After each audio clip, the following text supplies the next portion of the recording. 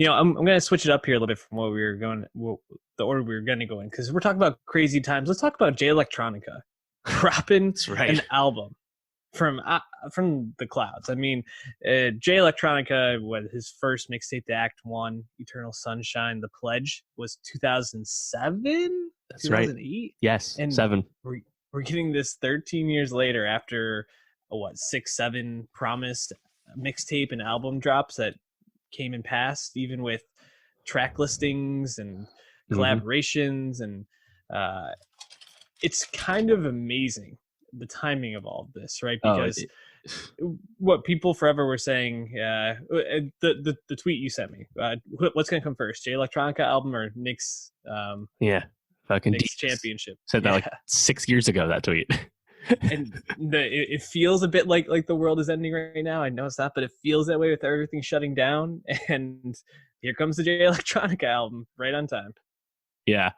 Yeah. For the uninitiated, the Jay Electronica debut album that just had never came was basically like Dr. Dre's Detox. It was just kind of a running gag, some mythical thing that no one had any faith in existing. And then, especially once Dre said Detox was done, he's not going to come. It's like, all right, well, this Jay Electronica. And so whenever he talked, whenever he said any comment at all, whether it's about his own music or not, everyone's like, yeah, bro, like get back in the studio. Like, let's get to work here, you know? And like he's been on the Rock. He's been signed to Rock Nation since 2010. He's like one of their Crazy. first artists. And he's released nothing but loose singles on the Rock. and And and there was like it's a just bidding nuts war, right? that we're Like actually getting it now, because it's kind of another like sign of the apocalypse, another Four Horsemen act. The Jay Electronica album happened. You know, it's like, oh, the times are ending. Better get it out now. Um, and I think it's important to note too that the reason this was such an anticipated project album is because Jay Electronica was such a tantalizing talent. Exhibit C from Mhm. 2009, this booming Just Blaze beat, this incredibly dexterous lyricism using multiple languages to both rhyme and make sense content wise. Was perhaps the best rap song of the year, one of the best rap songs of all time. It's really one of those undeniable things. And just the inability for Jay to capitalize on that after signing to Rock Nation was just kind of confounding, dude. And I think his debut rock single, Shiny Suit Theory, is back again on this album, A Written Testimony, which is kind of hilarious because that song is 10 years old. Yep. But it's here and it's kind of wild, man. Actually, no, just side note, Jay Electronica popped up on Mac Miller's second album, Watching Movies. And I think that was one of those first like signs to the larger hip hop community that, yeah, Mac Miller's like about that rap shit. Like he got Jay Electronica to give him a verse. Like no one really does that. Hmm. And of course, remember him, he was on Coloring Book with Chance and Big Sean and Kendrick Lamar's song Control. He was also on that as well. People kind of forget that one. But yeah, man, it's finally happened. I saw him at Governor's Ball 3 years ago. How was he? He was good. He was like 2 o'clock. It was an early set. But he had like people jump up on stage. He walked into the crowd. He was doing his shit a cappella. Really impressive for a guy. He's like, I think he's like 43 now. He's not a young guy or anything, but yeah, he was good. And like it was cool to see like people in the crowd like knowing his songs, because like yeah, he's probably only got like, oh, I don't know, maybe like 20 something official songs out coming into this album. But people know his shit because he's just, he's a guy about the bars. And now I think people are kind of getting reacquainted just generally with A Written Testimony. Once the teases started happening last week, and like I saw like Spotify and Apple Music doing it too, I was like, oh wait, okay, it actually is real now. Like that's a sign. Uh-huh. Shit. And then it's just, yeah, here we are. I mean, what did you think? Did you know much about his music before? Like I actually listened to Exhibit C a ton this weekend too. Like I started the album twice this week, and I'm like, wait a minute, and I put on Exhibit C again instead before I got into A Written Testimony. Well, yeah, Yeah. what are your thoughts going in?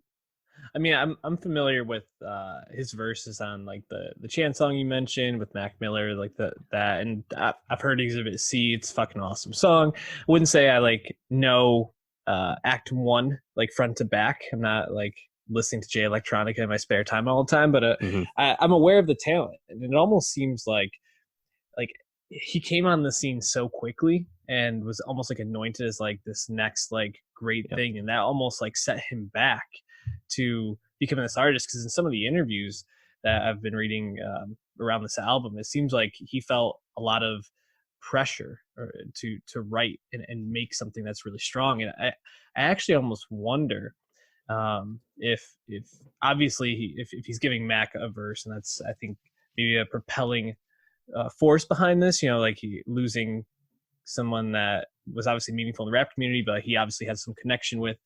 But also having Jay-Z buoy this album so much. I mean, he's on 8 of the 10 songs, or tracks, I should say, because I think the first one, I don't even know if we can really call it a song, more like a Yeah, intro track.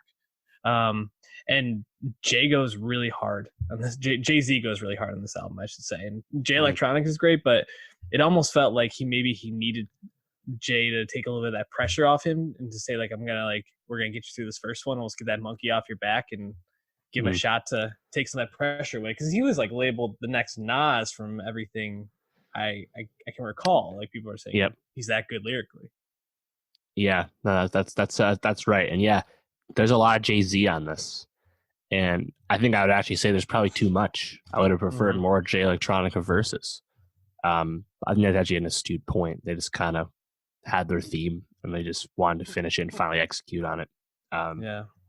But yeah, I mean, I hope Jay, like Electronica, can become a little more active, at least as much as he can, just because we still haven't heard a whole lot from him. But I think maybe that's okay too, because if he's going to be a less is more guy, I think he's certainly making really thoughtful music and even getting really inspired performances from Jay-Z. Like I think Jay-Z's way better on this than he was on like the Carter's album he did with Beyonce. Oh, yeah.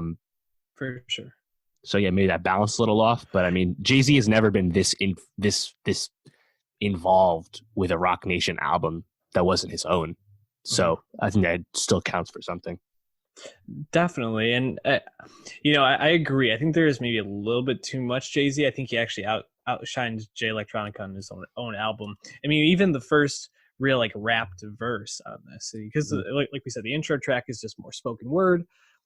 Is Jay-Z coming in hot on the second track, Ghost of Soulja Slim, which is a great song. And the thing is, there's not a lot of songs on here that I would say I would want to skip through or I wouldn't listen back through. I think they're really well made. They sound awesome. I love the choices that they made sonically in this. I think they really infused some like very cool samples and like an old school vibe to this that while still also really spitting some really smart bars. And like I said, I think Jay, especially on like Flux Capacitor, just goes so hard and it's just like ethering the whole thing.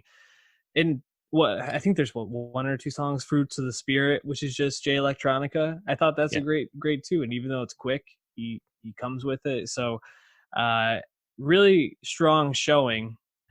I just want a little bit more, but I think that's kind of like the story of his career, right? Is everybody wants a little bit more from him, and he's just gonna piecemeal it to you.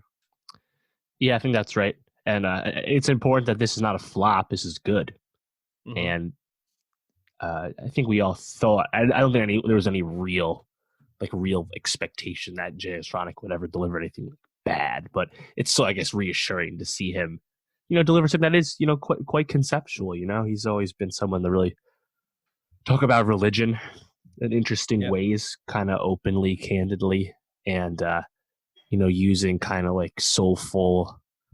I don't want to say gospel because that makes you think of like Kanye right now, but like I don't know, like religious samples, like the tone of voice, the vibe you get is just kind of like very almost like sermon-y.